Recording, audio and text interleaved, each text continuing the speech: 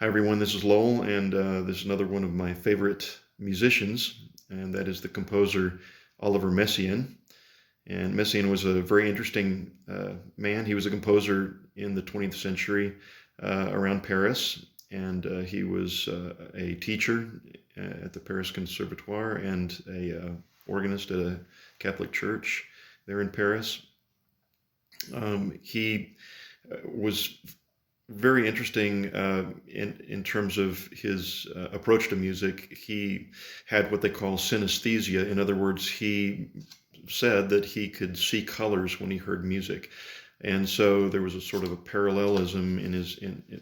It's sort of a thing that some people apparently have, where they can see colors when they hear certain sounds. And according to his testimony, he said that he had that, and so he approached music from a color standpoint. What kind of colors can he create? Another fascinating thing about Messiaen, who's a devout Christian, and always made reference to God and to Jesus and to the inspiration that brought in his music. He wrote a very extensive piano piece, 20 reflections on the infant child Jesus. He loved ornithology, the study of birds, and he would actually write into his music various bird calls and all the different. He would go out and record or notate with music notation bird calls, and he would weave those into his compositions, which was fascinating.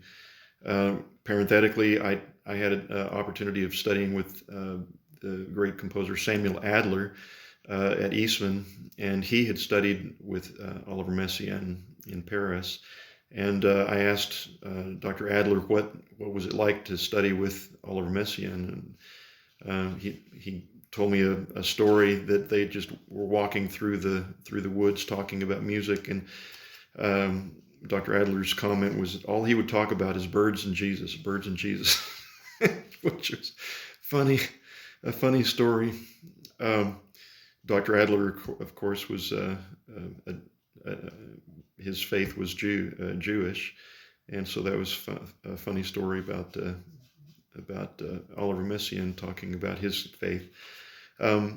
So a couple of his most famous works, he wrote a piece for an small ensemble called Quartet for the End of Time, and it was a depiction of the book of Revelations in the Bible.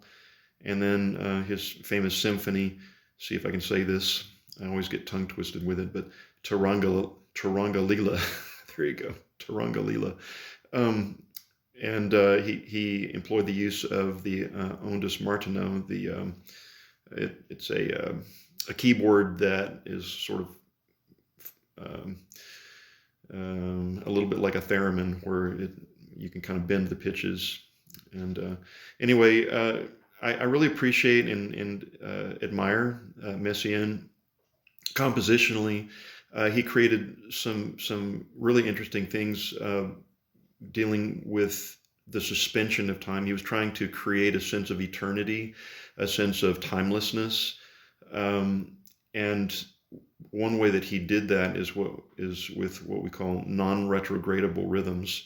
In other words, palindromic rhythms. A famous palindrome is Abel was I ere I saw Elba. In other words, if you take that phrase and you can, the very last letter of the word is the same as the first, and it just becomes this parallel all the way to the middle. And so he would create rhythms that were in that structure, to where they were basically mirrors. This side of the rhythm was this way, and then it's an exact opposite going that direction. Same thing with melodies and harmonic motion, and he would try to create a sense of timelessness using that technique to illustrate the eternal, and going back to his Christian faith.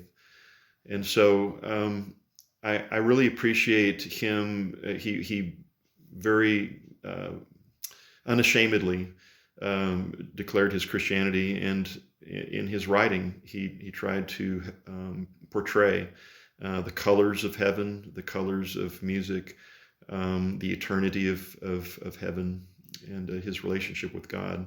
So I admire that he was open about his faith, and that he was able to weave those aspects in a sincere and very thoughtful manner into his writing.